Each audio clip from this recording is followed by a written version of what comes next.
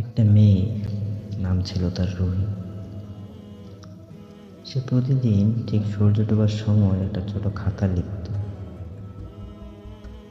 কোনো ঠিকানা ছাড়া, কোনো নাম ছাড়া, শুধু লিখত। সে লিখত, তুমি আজও আসনি, আমি অপেক্ষায় আছি।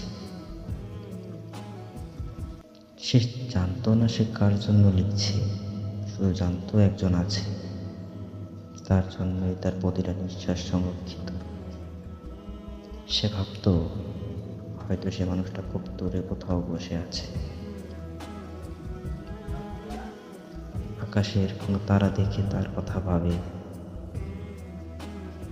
অথবা রাতের বৃষ্টিতে নিজের কপালে হাত রেখে ভাবে, কে যেন আছে আমার জন্য লিখছে। এভাবে দিন কাটে, বছর কাটে, রুহির খাতা ভর্তি হয়, কিন্তু মন খালি থেকে যায়।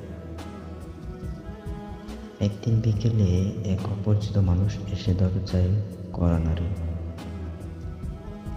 তাকে দেখে কেউ অবাক হয়নি, শুধু রুহি শান্তভাবে বলেছিল, তুমি এত দেরি করেছ, কিন্তু আমি আজও লিখে রেখেছি সব।